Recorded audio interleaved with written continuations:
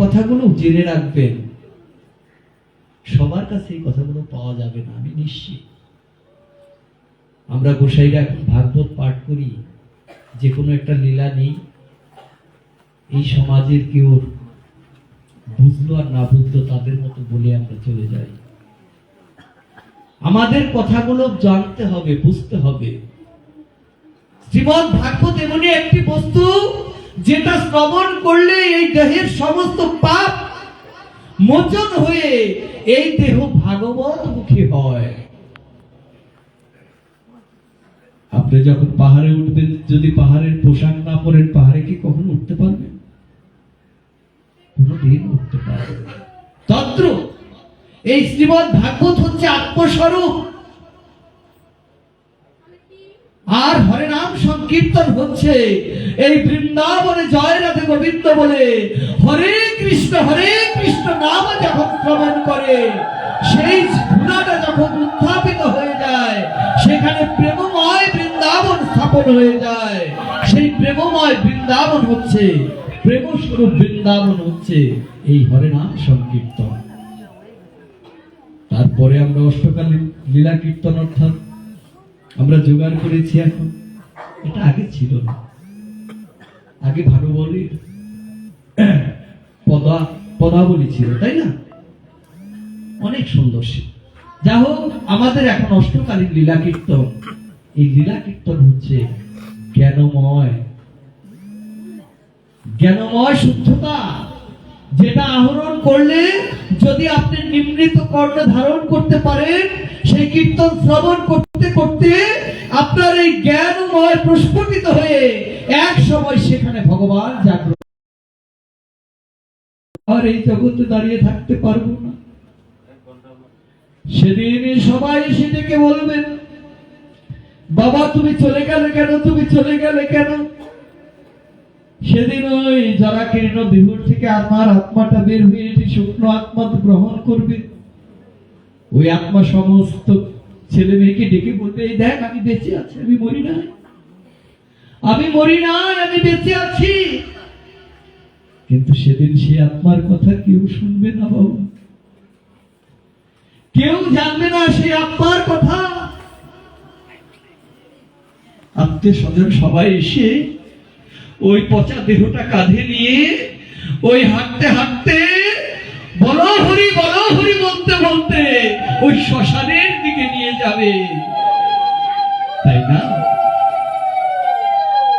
কিন্তু শ্মশানে যখন নিয়ে যাবে, সবাইকে পেছন থেকে বলতে হবে বলো হরি দিবানিশি হরে নাম সংকীর্তন শ্রবণ করি, কীর্তন শ্রবণ করি। এই বৃন্দাবনে সমস্ত সময় দুহাত বাহু তুলে সবাই মিলে বলি হরি বল বলে ডাকি। যখন এই জরাকীর্ণ দেহ, ওই পচা দেহ নিয়ে শ্মশানের দিকে ছুটে বেড়াই, তখন যদি একবার কেউ ভুল করে হরি বল বলে আরেকজন বয়োজ্যেষ্ঠ ধমক দেয়, হরি বল বলা যাবে না, বলো হরি বলতে হবে। এই বলো হরিটা কোথা থেকে এলো বাবা? দিবানিশি তুমি বৃন্দাবনে বসে সাধু সঙ্গ বসে কৃষ্ণ সঙ্গ করতে করতে বলো হরি বলো, এই জয় রাধে গোবিন্দ বলে হরি বল বলে ডাকো। আর যখন একটি লাশ কাঁধে নিয়ে শ্মশানের দিকে ছুটে চলছ, তখন তোমাকে বলতে হবে বলো হরি। এর কারণটা কি? এই বলো হরিটা কোথা থেকে এলো? এই বলো হরিটা আমার তোমার কথা নয় মা। এতদিন ওই আত্মাটার মধ্যে যে দেহটা বাস করেছিল, দেহটার মধ্যে যে আত্মাটা বাস করেছিল, সেই আত্মাটা ওই খাঁচা থেকে বেরিয়ে একটি শুকনো দেহ ধারণ করে তার ওই দেহটা যখন নিয়ে শ্মশানে চলে যাচ্ছে, তখন যে সে ভব নদী পার হওয়ার জন্য যাবে, তার কাছে একটু সঞ্চয় সঞ্চিত করি তার কাছে নেই। কারণ দিবানিশিতে একেবারে সে এই জগতে ওই দেহের মধ্যে যতদিন বিরাজ করেছেন, ততদিনই ধন ঐশ্বর্য সম্পদের মধ্যে বিদ্যমান ছিলেন। কাম ক্রোধ লোভ মোহ মাৎসর্যের মধ্যে বিরাজমান ছিলেন। একবারের জন্য চিন্তা করেননি যে আমার এই দেহ ছেড়ে একদিন আমাকে চলে যেতে হবে। তাই একবারের জন্য একটু ভক্তি সঞ্চয় করেননি করে হিসেবে, যে ভক্তিটুকু সম্বল করে জয় রাধে গোবিন্দ বলে ওই ভব নদী পার হয়ে যেতে পারে।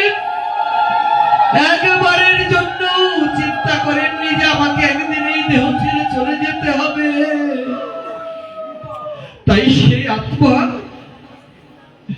আমরা যারা কাঁধে নিয়ে ওই লাশটাকে নিয়ে ছুটে চলেছি, তাদের ডেকে ডেকে বলছে, ওরে আমি একবারের জন্য হরিনামের করে জোগাড় করতে পারিনি, এখনো তোদের শরীরে শক্তি আছে, এখনো তো তোরা এই জগতে জীবিত আছিস, তোদের সময় আছে, তোরা সময় থাকতে দিবানিশি এই সাধু সঙ্গ করে জয় রাধে গোবিন্দ বলে বলো হরি হরি বলে একবারের জন্য ওই পুণ্যটুকু সঞ্চয় করে নিয়ে আসিস, যেন আমার মতো ওই পারের কিনারে তোদের পড়ে থাকতে না হয়। তাই বড় হরিটা কথা হচ্ছে, ওই মৃত দেহ থেকে যে আত্মাটা বের হয়েছে, ওই আত্মাটাই আত্মচিৎকার করে তোমাদের জানিয়ে দিল যে আমি যা করতে পারিনি তোরা তাই করিস।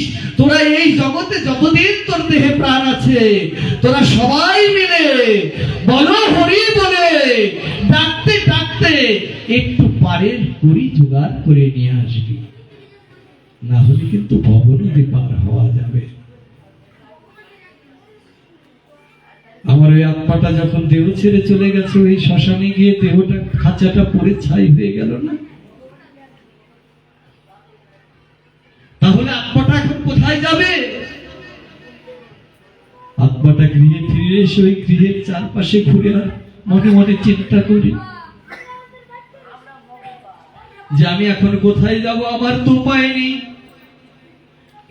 আমি যে ধন ঐশ্বর্য সত্য অসত্য পথে উপার্জন করে স্ত্রী সন্তানকে খাইয়েছি, তারা যদি আমার জন্য আজ শুদ্ধ মনে কৃষ্ণ নাম শ্রবণ করে সাধুগুরু বৈষ্ণবদের সঙ্গে থেকে সৎ পথে ভবিষ্য পালন করে আমার জন্য পিণ্ডদান না করে, তাহলে তো আমাকে এই পেট জনিতেই বাস করতে হবে।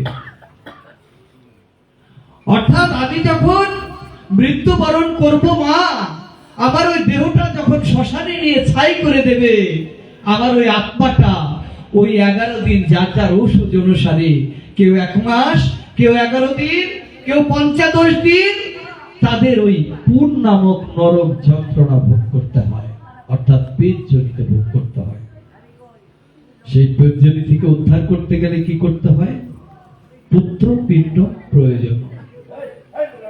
পুত্র দ্বারা পিণ্ডদান করলেই পিতামাতা উদ্ধার হয়ে যায়, কিন্তু সব পুত্র পিণ্ডদান করলেই পিতামাতা উদ্ধার হয়ে যায় না।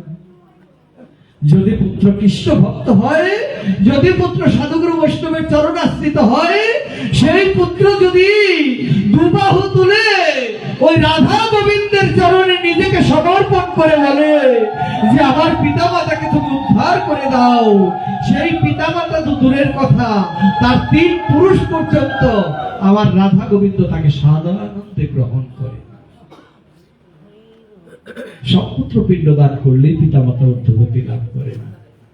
এই জগতে মা বাবাকে দেখে নাই, কোন সাধু সঙ্গ করে নাই, সৎসঙ্গ করে নাই, ধর্মকে বিশ্বাস করে নাই, সেই পুত্র হঠাৎ করে এসে অনেক টাকা খরচ করে মা মরে গেছে, বাবা মরে গেছে, তার শ্রাদ্ধ বিশালতা ভাবে অনেক লোক খাইয়ে যদি পালন করে, সে মা বাবা কোনোদিনই সেই পুত্রের দ্বারা উদ্ধার হতে পারে না।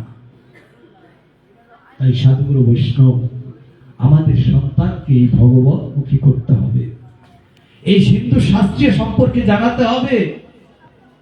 হিন্দু শাস্ত্র হচ্ছে হিন্দু। হিন্দু শব্দের অর্থ কি? আমরা যে বইয়ে পড়েছি যে ওই সিন্ধু নদীর তীরে আমরা আর্যরা বসবাস করতো বলে আমরা হিন্দু, আর্যরা স্বর উচ্চারণ হ দিয়ে করতো বলে আমরা হিন্দু, এরকম বই পেয়েছি না? না, হিন্দু ধর্মটা একটা ঠুমকো বালুর উপরে দাঁড়ানো নয়। এই ধর্মের নামই হচ্ছে সনাতন, এই ধর্মের নামই হচ্ছে বৈদিক, এই ধর্মের নামই হচ্ছে হিন্দু। সনাতন শব্দের অর্থ কি? যা পূর্বেও ছিল, বর্তমানেও আছে, ভবিষ্যতেও থাকবে। এই দেশের এই ধর্মের নামই হচ্ছে বৈদিক। বৈদিক শব্দের অর্থ কি? বেদ প্রণোদিত একটি ধর্ম। এই ধর্ম বেদ থেকে এসেছে। বেদ প্রণোদিত ইতি ধর্ম। এই ধর্ম ঠুমকো নয়। হিন্দু শব্দের অর্থ ওই রকম ঠুমকো। হিন্দু শব্দ আমরা বিশ্বাস করি না। হিন্দু শব্দের অর্থ হচ্ছে হিন্দু, অর্থাৎ যা কিছু হিংসা, যা কিছু খারাপ, তাকে যে পরিত্যাগ করতে পারে, তাকে পরিত্যাগ করে মনের ময়লাকে ঝেড়ে ফেলে দিয়ে এই দেহকে যখন দেখে একজন ওই ভগবান চরণে, সাধুগুরু বৈষ্ণবের চরণে নিবেদন করে জয় রাধে গোবিন্দ বলে সমর্পণ করতে পারবে, তখনই সে একজন হিন্দু নামে এই জগতের মধ্যে প্রকাশ করতে পারবে। এর আগে হিন্দু বলা যাবে না। তাই সাধুগুরু বৈষ্ণব আমরা এই গুরুদেবের চরণে নিজেকে কেন সমর্পণ করতে হবে? যখন পিণ্ড দান করবার পরে ওই পেট জনি থেকে আত্মাটা মুক্ত হয়ে যায়, তখন তার পূর্বস্থিতি একমাত্র মনে থাকে শ্রী গুরুদেবের কথা। অনেকে বলে এই যে বাবাই আইছে রে, এই যে আমার মা আজকে আইছিল রে, আমার মা এই জিনিসটা ভালোবাসতো নিয়ে দিয়ে আমার মায়ের মনে হয়েছে মুখ ধরে আইছে।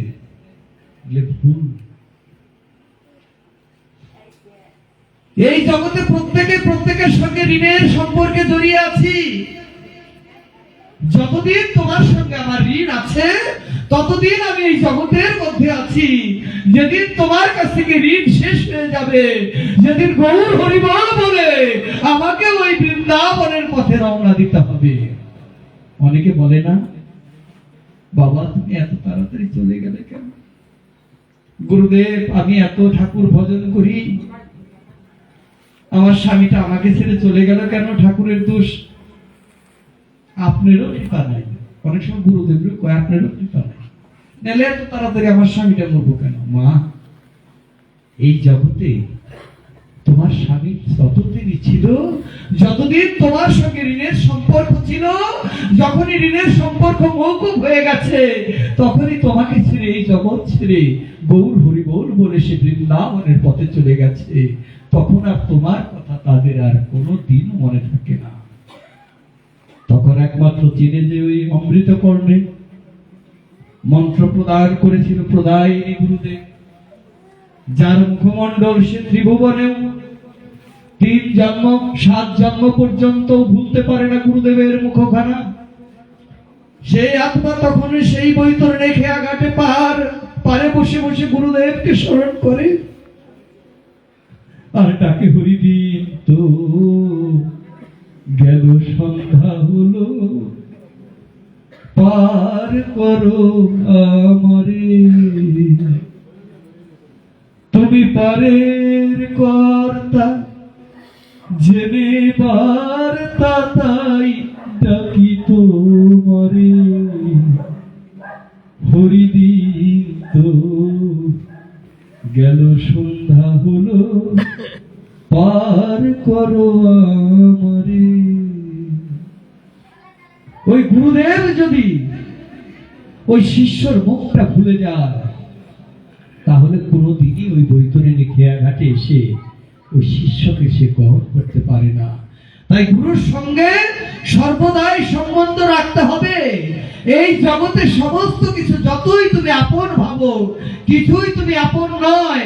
একমাত্র শ্রী গুরুদেবই হচ্ছে আপন, যেটা 7 জন্ম পর্যন্ত তোমাকে দর্শন দিতে পারে। যদি কোনো কৃষ্ণ ভক্ত, গুরু ভক্ত সন্তান যখন দেহ ত্যাগ করে, তারা ওই খেয়া ঘাটের পারে যাওয়ার আগেই ওই শ্রী গুরুদেব এসে নিজে নৌকাখানির দেহখানি নৌকাতে ভাসিয়ে দিয়ে নিজেই বৈঠা রূপে ধারণ করে জয় রাধে গোবিন্দ বলে ওই শিষ্যকে আলিঙ্গন করে ওই বৃন্দাবনের পথে রওনা হয়ে যায়।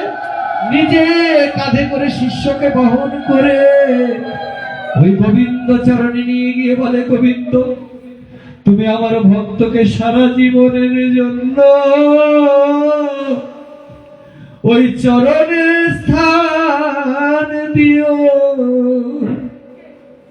একমাত্র গুরুদেব পারে, তাছাড়া তুমি ওই যে শ্রীমদ ভাগবত বলেছেন না, মাকুর ধন জন যৌবন গর্ভ হরতি নিমিষ কাল সর্ব। ধন, রত্ন, ঐশ্বর্য, সম্পদ, স্ত্রী পুত্রাদি এই সমস্ত কিছুই হচ্ছে অস্থায়ী। কালের প্রভাবে একটু স্বার্থের টান লাগুক, সবাই তোমার কাছ থেকে দূরে সরে যাবে। কিন্তু যে প্রাণের ধন আয়ত্ত করতে পারলে সর্ববিধ মঙ্গল হবে, সেই প্রাণের ধন আয়ত্ত করবার আমরা কেউই চেষ্টা করি না। সেই প্রাণের ধন আয়ত্ত করবার কেউ চেষ্টা করি না। তাই আমাদের হিন্দু সন্তানদের জাগ্রত হতে হবে। আমার এই পালোরা, এই যে আমাদের অনুষ্ঠানে এতগুলো ছেলে মেয়ে একত্রিত হয়, আমার খুব শান্তি লাগে। কারণ আমরা এই আমাদের বেতিলা পালোরা ধামটাকে আমরা ওদের দ্বারা জাগ্রত করতে চাই। তাই ওদের ধর্ম সম্পর্কে জানতে হবে। ওই ফল বিক্রয়নী, দামবন্ধন সবই গোবিন্দের লীলা, কিন্তু আমরা এগুলো টিভিতেও পাই, বইয়েও পাই। কিন্তু যা তাদের ভেতরে নাই তা ঢুকাতে হবে ভাগবতের মাধ্যমে। যেমন আমরা এই যে এত বড় মহাশ্মশান করেছি পালোরা, আমাদের বেতিলা ভিতরা সবার একটা বুক ভরা, এখন আমরা বাইরে গেলে বলতে পারি যে আমাদের একটি শ্মশান। এতদিন আমরা বলতে পারি না। এই মহাশ্মশান অনেকের, আমাদের ছেলে মেয়েদের অনেকেই প্রশ্ন করে যে তোর বাবা এত কষ্ট করে তোকে মানুষ করলো, আর তোরা বাবাকে কত কষ্ট দিয়ে মারিস, মরে যাওয়ার পরে পুড়িয়ে ছাই করে দিস, তোদের কষ্ট হয় না? সত্যি তো। আমাদের সন্তানরা যদি আমাকে প্রশ্ন করে যে আমরা মা বাবাকে কেন পুড়িয়ে ছাই করে দেই, আমি ভাগবতের প্রথমেই বলে গেছিলাম যে আমরা এই ধর্ম হচ্ছে, আমরা এই জগতে জন্ম জন্মান্তরের শ্রেষ্ঠ জন্মে জন্মগ্রহণ করেছি। আমরা যখন ওই কীর্তনমে ছিলাম তখন প্রভুকে নিবেদন করেছি যে প্রভু তুমি আমাকে কীর্তনম থেকে উদ্ধার করে দাও। আমরা যখন পশুকুলে ছিলাম তখনও গোবিন্দের কাছে নিবেদন করেছি, গোবিন্দ তুমি আমাকে পশুকুল থেকে উদ্ধার করে দাও। আমরা যখন গৃহপালিত পশু হয়ে মানুষের সঙ্গে থেকেছি তখনও গোবিন্দকে বলেছি, গোবিন্দ হে দয়াময়, তুমি এই মানব, এই পশুকুল থেকে উদ্ধার করে আমাকে জন্ম জন্মান্তরে শ্রেষ্ঠ জন্ম ওই মানব কুলে পাঠিয়ে দাও, যেখান থেকে আর আমি ঘুরে ঘুরে কোনো জন্মে পরিভ্রমণ করতে চাই না। আমি এই সাধুগুরু বৈষ্ণবদের সঙ্গ করে জয় রাধে গোবিন্দ বলে আমি সারা জীবনের জন্য তোমার চরণে যেতে চাই। কিন্তু আমার ওই দেহটা যখন পড়ে থাকে, আমার ওই আত্মাটা এতদিন ওই ঘরের মধ্যে বাস করেছে, ওটার প্রতি একটা মায়া আছে না? ওই আত্মাটা দূর থেকে তাকিয়ে তাকিয়ে বলে, আবার যদি ওই ঘরে প্রবেশ করতে পারতাম। দেখবেন যারা আমেরিকাতে অট্টালিকায় থাকে, তাদের পালোরা গ্রামে যদি একটি ঝুপড়ি ঘর থাকে, ও বসে বসে ওখান থেকে ওই ঝুপড়ি ঘরটার প্রতি তার একটি মায়া থাকে যে আমার জন্মস্থান কতদিন যাই না, আমার ওই ঘরটাকে আমি কতদিন ঘুমাই না। তন্ত্র এই দেহটার মধ্যে আমার ওই আত্মাটা এতদিন বাস করেছে, ও এত রঙ্গ রস লীলা এই দুনিয়ায় করেছে, ওই খাঁচাটার প্রতি একটা মায়া ওই আত্মাটার আছে না? যখন আমার ওই দেহটা ওই মায়া থাকে, কি আবার তার লোভ থাকে আবার কোনো না কোনো জন্মে পরিভ্রমণ করার।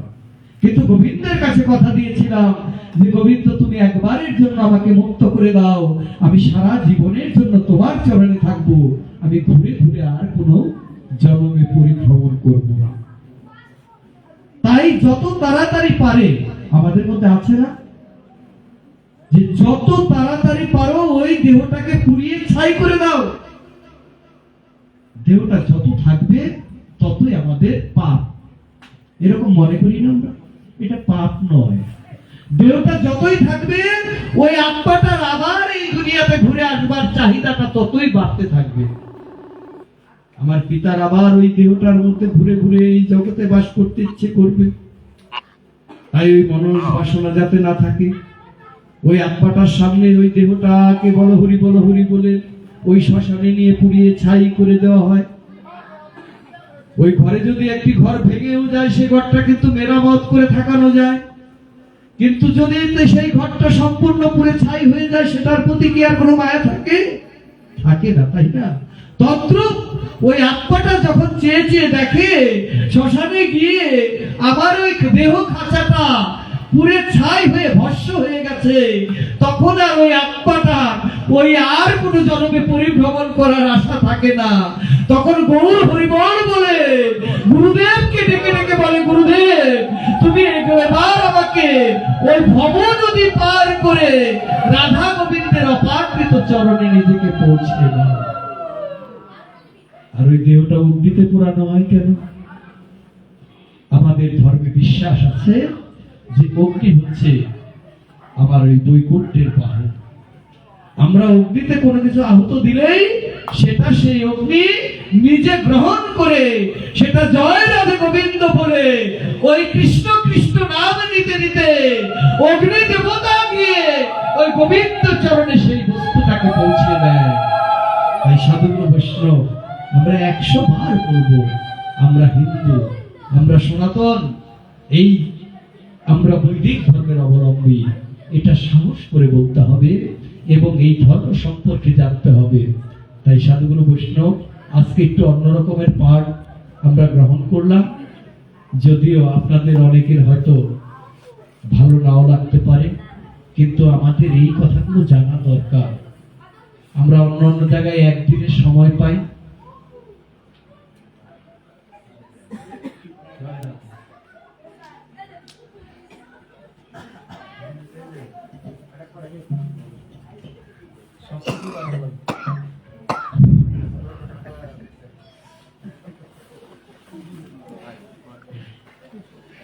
সাধুগুরু বৈষ্ণব আমরা প্রায় শেষের দিকে গিয়েছিলাম, তা আমরা আরেকটু সাধু সঙ্গ করবো 8-10 মিনিট।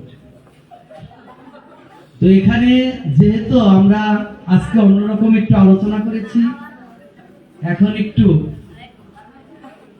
ভক্ত আলোচনা করব। তাহলে আমরা এই ভাগবত কোথা থেকে এসেছে আমরা পেলাম, এবং ভাগবত কেন এসেছে তাও পেলাম। কিন্তু সাধুগুরু বৈষ্ণব এই জগতে মনে রাখতে হবে, একমাত্র কৃষ্ণ নাম ছাড়া কোনো কিছু শ্রবণ হবে না। এই দেহকে যদি আপনি মার্জন করতে চান, চেতদর্পণ মার্জন, ভবাগ্নি নির্বাপন, আনন্দ মূর্তি বদর্ণন, বিদ্যাবধুর বধন, কৈরবচন্দ্রিকা শ্রেয় শ্রীকৃষ্ণ সংকীর্তন। চেত দর্পণ মার্জনম, এখানে চেত বলতে বোঝানো হয়েছে আমার মনকে, আর দর্পণ শব্দের অর্থ একটি আয়না। ঘরে যদি কোনো আয়না থাকে, সেটা যদি ধুলোবালি দিয়ে আবৃত করা থাকে, সেখানে যেমন আমার কৃষ্ণ বদনখানা, আমার মুখ দর্শন হয় না, তদ্রূপ এই মনের ভেতরে একটি আয়না আছে, যেটা অধর্মের প্রাণী দিয়ে এমন ভাবে লেপন করা।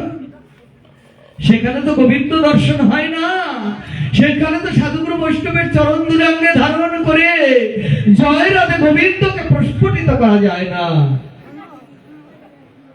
তাই তোরা দে দে আমায় সাজিয়ে দে, ওরে যে সাজে গোবিন্দ ভজে আমায়, সে সাজ তোরা সাজিয়ে দে। যদি গোকুল চন্দ্র ব্রজে নাই এলো, সখীরে আমার বসন ভূষণ পরশ রতন কাছের সমান ভীরু, তোরা দে দে আমায় সাজিয়ে দে, ওরে যে সাজে বিদ্য ভজে আমায় সে সাজিয়ে দে। সেই সাজটা কি? যে সাজ গ্রহণ করলে এই চেত দর্পণ মার্জন হয়ে যায়, সেই সাজটাই হচ্ছে শ্রীমদ্ ভাগবতের কথামৃত। এসে ভাগবত শ্রবণ করতে করতে একবার ভক্ত চরণ ধুলি যদি অঙ্গে ধারণ হয়ে যায়, এই দেহটা যদি বৃন্দাবনে স্থাপন হয়ে যায়, তাহলেই এই দেহ ওই ভগবত তত্ত্ব হয়ে যায়। সাধুগুরু বৈষ্ণব, আমরা এই জগতে অনেকেই তীর্থ পরিভ্রমণ করি।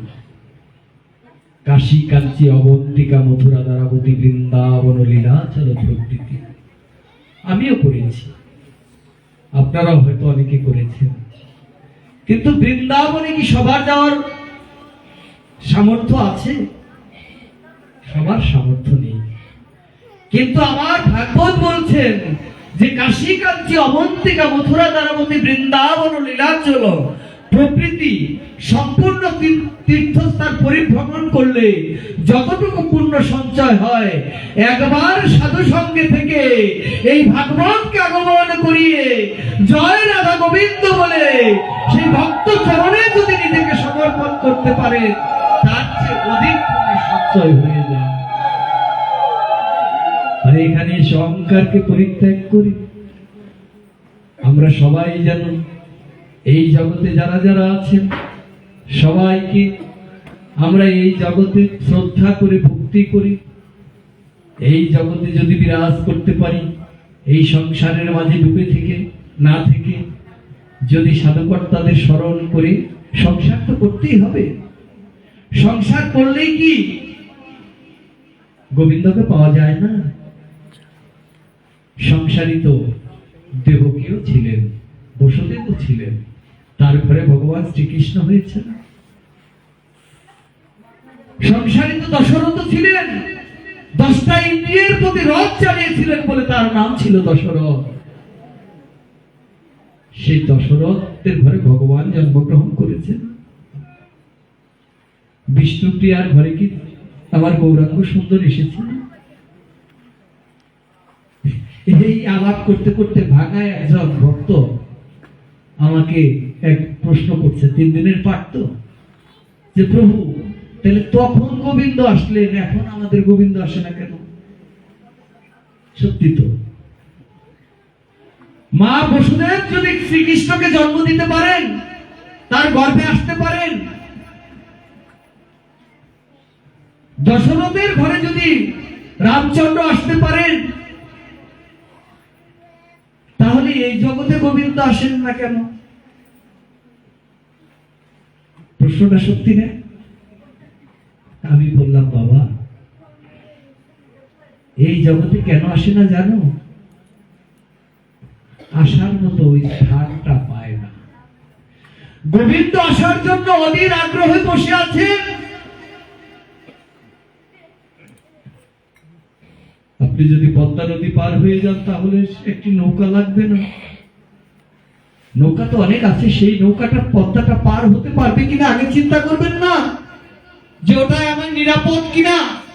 তন্ত্র এই জগতে যে মায়েরা ভজন করছেন, সেই ভজনের দ্বারা কোন মাই এখন পর্যন্ত ওই ভজনের দ্বারা অগ্রসর হতে পারেন নাই, যে জয় রাধে গোবিন্দ বলে একজন ভগবানকে আমার মা ওই 10 মাস 10 দিন ধারণ করে জঠর থেকে এই জগতের মাঝে প্রকাশিত করবেন। সেই মা এখনো এই জগতে আসেন নাই। সেই মা আসেন নাই বলে আমার গোবিন্দ এই জগতে এখনো আসতে পারছেন না। সত্যি প্রশ্ন, যে গোবিন্দ আসেন না কেন? যে গোবিন্দ আসার মতো থইলাটা পায় না, এই কারণেই আসতে পারে। তাই ভজনের দিক দিয়ে সর্বপ্রথম মাদের আগে এগিয়ে আসতে হবে। মারা যদি এগিয়ে আসে, পুরুষ যদি একটু বেলাইনেও চলাফেরা করে, যদি তার স্ত্রী কৃষ্ণ ভক্ত হয়, সাধুগুরু বৈষ্ণবের চরণ আশ্রিত হয়, সেই স্ত্রীর কারণে একদিন ওই স্বামীও ঘুরে এসে ওই বৈষ্ণবতা অবলম্বন করে ওই সাধুগুরু বৈষ্ণবের চরণ তলে নিজেকে স্নেবিয়ে দিয়ে জয় রাধে গোবিন্দ বলে নিজেকে সংসারের মাঝে সমুদ্র রেখে ওই গোবিন্দ চিন্তা করতে পারে। তাই সাধুগুরু বৈষ্ণব, আমরা এই আমার ভগবান শ্রীকৃষ্ণ, ভগবান রামচন্দ্র একবার মিথিলায় যাওয়ার জন্য রওনা হয়েছে। পথে মধ্যে মিথিলা নদী প্রবল স্রোত, তো আমার রামচন্দ্র স্থায়ী দাঁড়িয়ে আছে। যে রামচন্দ্র চাইলে সমুদ্র পর্যন্ত শুকিয়ে যায়, যার নামের গুণে নাম লিখে পাথর ভাসিয়ে দিলে পাথর খণ্ড পর্যন্ত ভাসতে থাকে, সেই রামচন্দ্র আজ দাঁড়িয়ে আছে ওইটুকু নদী পার হওয়ার জন্য। কখন নৌকো আসবে, আমার গোবিন্দ সেই নৌকাতে পার হয়ে ওই মিথিলার দিকে রওনা হবে। কিছুক্ষণ পরে দেখে একজন মাঝি একটা ভাঙা তরি বাইতে বাইতে কোন রকমের নদীর মাঝখান দিয়ে যাচ্ছে। আমার রামচন্দ্র ডেকে বলছে, মাঝি ভাই তুমি এসো, আমাকে একটু পার করে দাও, আমি অনেকক্ষণ যাবৎ দাঁড়িয়ে আছি। মাঝি দূর থেকে তাকিয়ে দেখেন স্বয়ং শ্রী ভগবান রামচন্দ্র জল জল করছে সূর্যময় আলোক রশ্মিতে, ওই নদীর পারে ঠাই দাঁড়িয়ে আছে। ভগবানের মুখ দর্শন করেই মাঝি নাম ঘুরিয়ে দিয়ে দ্বার বাইতে বাইতে চলে এসেছেন প্রভুর চরণের দিকে। নৌকাটা যখন চরণের কাছে ভিড়েছেন, মাঝি নেমে গিয়ে সেই সাষ্টাঙ্গে প্রণাম করে বলছে, প্রভু তুমি যে বিনহীনের দয়াল, তুমি যে কাঙালের ঠাকুর, তার প্রমাণ আজ করে দিলে। কত মুনি ঋষিরা ধ্যানে জ্ঞানে পর্যন্ত তোমাকে দর্শন করতে পারে না, আর আমি একজন ক্ষুদ্রাতি ক্ষুদ্র পানি মাঝি, আজ তোমাকে দর্শন করলাম এই ভাঙা নৌকা নিয়ে। বলো প্রভু, বলো তোমার জন্য আমি কি করতে পারি বলো। বলছে, মাঝি রে, আমি মিথিলায় যাবো, আমাকে একটু পার করে দিবি ভাই। আমার কাছে তো কোনো করি নেই, পয়সা নেই, দিবি ভাই, আমাকে একটু পার করে। মাঝি বলছে, এসো প্রভু, তুমি আমার এই ভাঙা নৌকায় চরণ রাখো, আমি তোমার নামে জয় রাধে গোবিন্দ বলে, রাম রাম বলে আমি এই তরি ভাসিয়ে দিয়ে আমি তোমাকে পার করে দেব। সারা জীবন শুনেছি গোবিন্দ ভক্তকে পার করে দেয়, আজ আমার কি সৌভাগ্য হচ্ছে, আমি একজন পরম ভক্ত, আমি একজন ক্ষুদ্রাতি ক্ষুদ্র মানুষ হয়ে আজ তো গোবিন্দকে আমি পার করে দেব। এসো প্রভু, তুমি নৌকোতে চরণ রাখো। নৌকোতে চরণ রেখেছেন আমার রামচন্দ্র। মাঝি জয় শ্রী রাম রাম বলতে বলতে দ্বার বাইতে বাইতে যখন মাঝ নদীতে চলে গেছেন, দ্বারটাকে ছেড়ে দিয়ে ভেলায় ভাসিয়ে দিয়ে স্রোতের বিপরীতে নৌকো চলে উজানে ছুটছে। নৌকো উজানে ছুটে চলেছে। আমার রামচন্দ্র বলছে, নৌকো তো ভাটিতে যাবে রে, উজানে চলছে কেন? ওই পরম ভক্ত মাঝি বলছে, দেখো এটা তো উল্টো হয়ে গেছে, কারণ সারা জীবন শুনেছি জয় জয় শ্রীরাম বলে দেখলেই তুমি এসে সমস্ত ভক্তকে কুলে করে নিয়ে ওই ভব নদী পার করে দাও, আর আমি ভক্ত হয়ে আজ গোবিন্দকে পার করে দিচ্ছি। তাহলে উল্টা হয়ে গেছে না প্রভু? তাই তো এই নৌকোটা উল্টো স্রোতে চলছে। আচ্ছা প্রভু, যাই হোক, আমি যে তোমাকে বিনা পয়সায় এই মিথিলা নদী পার করে দিচ্ছি, তুমি আমাকে কি দেবে বলো? রামচন্দ্র বলছে, আগেই তো বলেছে আমার কাছে কিছু নেই, আমার কাছে কোনো করি নেই, কোনো অর্থ নেই, আমি তোকে কিছু দিতে পারবো না। বলছে, তোমাকে এই জগতে অর্থ প্রাচুর্য সম্পদ কে চেয়েছে বলো?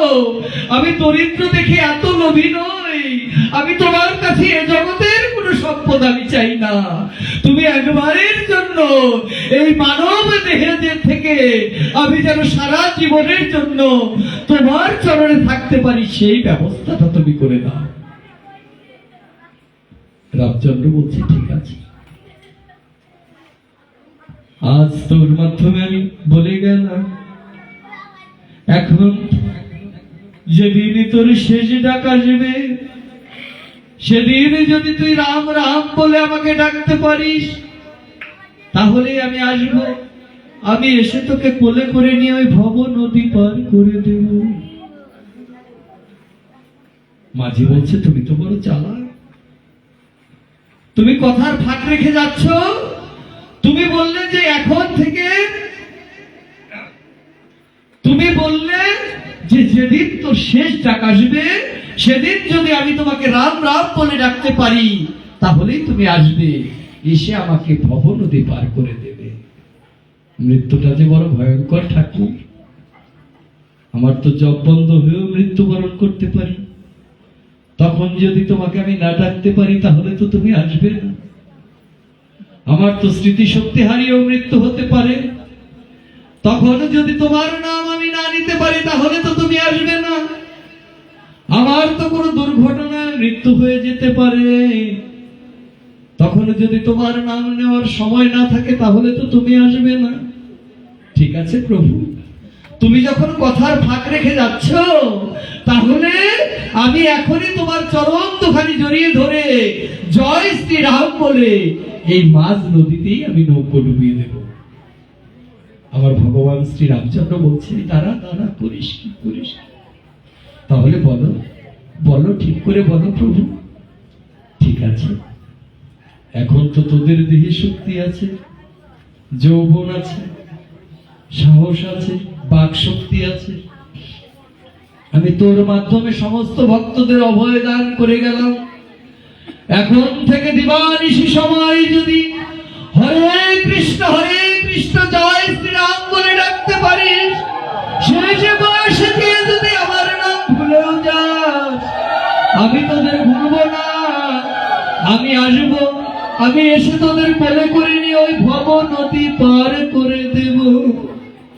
তাই সাধুগুরু বৈষ্ণব, এখন তো আমাদের শরীরে যৌবন আছে, শক্তি আছে, এখন থেকে দিবানিশি যদি ওই কৃষ্ণ কৃষ্ণ বলে ডাকতে পারি, জয় রাধে গোবিন্দ বলে এই ধরাধামে বৃন্দাবনে থেকে যদি কৃষ্ণ নাম শ্রবণ করতে পারি, শেষ বয়সে গিয়ে যদি আমরা গোবিন্দের নাম ভুলেও যাই, আমার গোবিন্দ আমাকে ভুলবে না, সে আসবে, সে এসে আমাকে কোলে করে নিয়ে ওই বৈতরণী খেয়াঘাট পার করে রাধা বৃন্দাবন চন্দ্রের অপার্কিত চরণে পৌঁছে দেবে।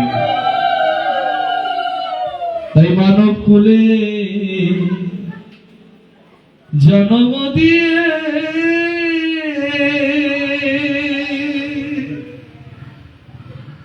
আরে গুরু আমায় কেন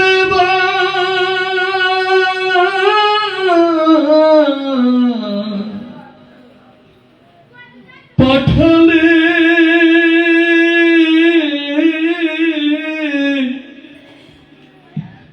আরে জন্ম গেল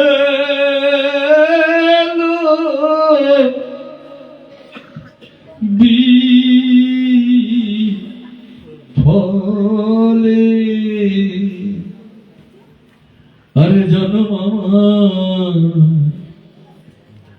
গেল বিফলে,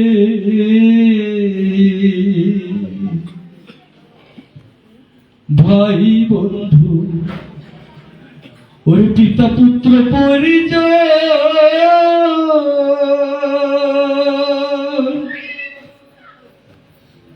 তারা কেউ না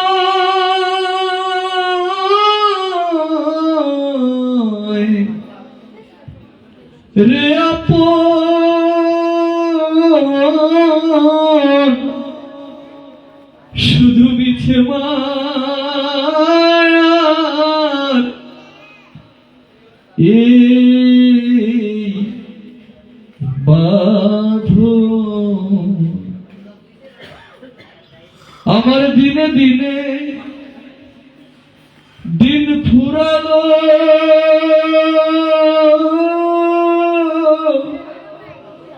আরে দেহ কৃষ্ণ সেবা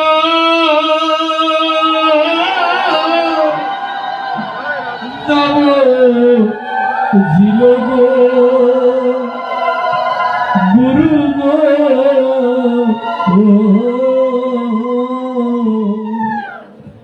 আমি ভাবনা একবার ভাবি নাই অন্তরে আমি ভাবনা একবার ভাবি নাই অন্তরে আরে জন্ম গেল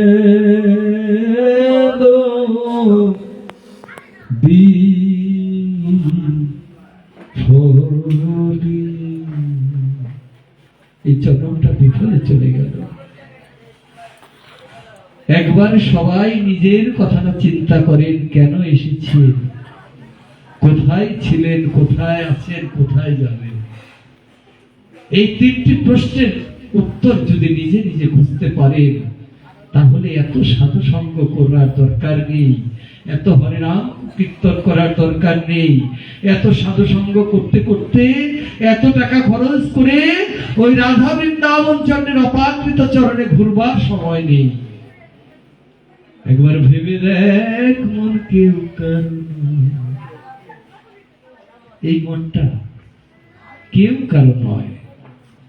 কিন্তু দেখেন আসল বস্তু থেকে ছেড়ে নকল বস্তু নিয়ে এই কলিযুগে আমরা টানাটানি করছি। যে আমার নয় তাকে আমার ভাবছি, যা আমার সম্পদ নয় তাকে আমি আমি বলে কত অন্যায় অত্যাচার এই জগতের মধ্যে করে বেড়াচ্ছি। যার একটুকু নিয়ে যেতে পারবো না তা নিয়ে এত ঝগড়া কেন?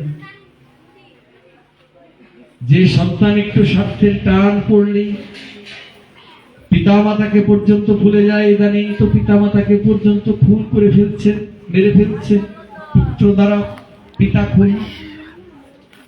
এই পরিস্থিতিতেও আমাদের অন্যায় অত্যাচার করে সেই পুত্রদের খাওয়াতে হবে। কিন্তু যেখানে জল ঢাললে এই গোবিন্দ নামে যদি কোথাও গিয়ে বলেন যে আমরা গোবিন্দ সেবা দিচ্ছি, আমরা হরেক নাম সংকীর্তন করছি, আমাদের কিছু দিন, আপনাকে 5 টাকা 10 টাকা ধরিয়ে দেবেন। আবার এই কথাও শুনিয়ে দিবেন যে আপনাদের এলাকায় লোক নাই, এত দূরে আসছেন ভিক্ষা করতে। কিন্তু সন্তান যদি সেই অন্যায় অবৈধ পথে হাজার হাজার টাকা খরচ করে ফেলছেন পিতামাতা, তাতে কোনো দোষ নেই। আমরা এই পরিস্থিতিতে পড়েছি। যতই ভালো মানুষ সাতবার লেবাস ধরি,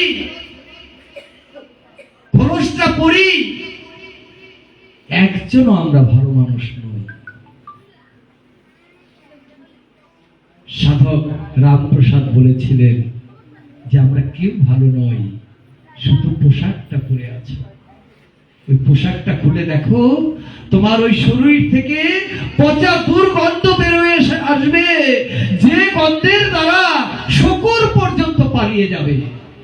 আমাদের এই দেহের ভিতরে এমন পচা নর্দমা কীট হয়ে গেছে, এই খোলসটা যদি একবার ছিঁড়ে ফেলি, ওই শকুর পর্যন্ত আমাকে গ্রহণ করবে না, সেও আমার দেহ থেকে এই পাপ সহ্য না করতে পেরে সেও দূরীভূত হয়ে পালিয়ে যাবে। তাই এত ছল করার কোনো দরকার নেই। যদি পারেন, যদি আমরা পারি, সৎ পথে সৎ নিষ্ঠা ভরে থাকবার চেষ্টা করব। তাই আপনাদের কাছে অনুরোধ, আমি অনেক সময় পাঠে একটু সত্য কথা বলে দিলে অনেকের মনে কষ্ট লেগে যায়। সাধুগুরু বৈষ্ণব একটা কথা সবসময় মনে রাখতে হবে, আমি জন্ম জন্মান্তরে স্বীকৃতির ফলে মানব জন্মে এসেছি। সেই জন্ম হয়েছে ব্রাহ্মণ কুলে, সেই জন্ম হয়েছে বেতিলা ধামে। 10 পাঠের এক পাঠে, সেই পাঠের কোনো কর্মই আমাকে দ্বারা হয় নাই। পাঠে বসে বড় বড় লেকচার দিয়ে যাচ্ছে, অর্থ কম দেন, দেখবেন যে পরের দিন আর আসবে না। আর দূরে দূরে গিয়ে বলবো আমরা বেতিলা কষাই, অর্থ প্রাচুর্যের মধ্যে ডুবে থাকার চেষ্টা করে। গুরুদেব যদি হই, তার সর্বপ্রথম ত্যাগ করতে হবে লোভ, মোহ, মাৎসর্য। অনেকের গায়ে লেগে যাওয়ার কথা। যাই হোক, আমি চাই, আমি জন্ম জন্মান্তরে স্বীকৃতির ফলে মানব জন্ম পেয়েছি, সেই জন্ম আবার বেতিলা দক্ষিণ বাড়ি গোস্বামী বাড়িতে। আমি আর কিছু এই জগতে চাই না। এইটুকু বয়সে আমি কাশী কাঞ্চি অবন্তিকা মথুরা দ্বারাবতী বৃন্দাবন লীলাচল অনেক তীর্থ পরিভ্রমণ করেছি। শুধু আমার এই 92 সালের পরের থেকে আমার নেশাই ছিল শুধু তীর্থ পরিভ্রমণ করা। আমার মা বলতেন তুই দীক্ষা দিতে পারিস না, আমি বলতাম না আমি তো পারি না। গোসাই বাড়ির ছেলে, অনেক ছোট ছোট ছেলে দীক্ষা দিচ্ছে, পূজা করছে, আমি করতে পারিনি। কারণ আমি অযোধ্যনাথ গোস্বামীর একটি গ্রন্থে দেখেছি, তার হস্তে লেখা যে শাখার কল্পনা নেই আর অর্থের ধর্মনা নেই, যে পর্যন্ত সহ্য না করতে পারবে সে পর্যন্ত তুমি গুরু হতে পারবে। অর্থাৎ তুমি যখন গুরুদেব সুন্দরী রমণীরা কনকনে শাখা বাজিয়ে তোমার সেবা করবে, তাদের যে পর্যন্ত তুমি মাতৃজ্ঞানের জ্ঞানান্বিত না হবে সে পর্যন্ত তুমি গুরু হতে পারো না। তুমি যে শিষ্য বাড়িতে যাবে, তোমাকে সমস্ত ধর্ম ঐশ্বর্যের মাঝে রাখবার চেষ্টা করবে, সেই অর্থ থেকে দেখে যদি তোমার লোভ হয় তাহলে তুমি গুরুতা করতে পারো না। তাই গুরুতা, এই পাঠ শ্রবণ করা, এগুলো সবই একমাত্র একটা সময় আসে মানুষের, যে সময়টা আমার হয়েছিল না বলে আমি আগে নামি নিয়ে। অনেকে বলে আমাকে বিপ্লব গোসাই যদি আরো আগে নামতো আরো ভালো। না, আগে নামতে গেলে 4টা-6টা রিপুকে আগে দমন করতে হবে, 10 ইন্দ্রিয়কে দমন করতে হবে, তারপরে এই লাইনে নামতে হবে। আমার অর্থ লোভী গেল না, আর আমি কিসের গোসাই? তাই সাধুগুরু বৈষ্ণব, আপনারা আমার থেকে অনেক জ্ঞানী, অনেক ধর্মপরায়ণ, তাই আপনাদের কাছে আমি বিনম্র অনুরোধ করি, আপনারা যখন ওই হরে নাম সংকীর্তন শ্রবণ করতে করতে ওই বৈতরণী খেয়াঘাট পার হয়ে ওই বৃন্দাবনের দিকে যাবেন, আমিও যেন আপনাদের চরণ ধুলি অঙ্গে ধারণ করে জয় রাধে গোবিন্দ বলে আমিও যেন আপনাদের পেছনে পেছনে ওই রাধা গোবিন্দের অপাকৃত চরণে পৌঁছে যেতে পারি। এই আশা ব্যক্ত রেখেই আজকের মতো এখানেই ভাগবতের বিশ্রাম নেব। শ্রীমদ ভাগবত প্রীতি প্রেমানন্দে হরি বল, হরি হরি বল।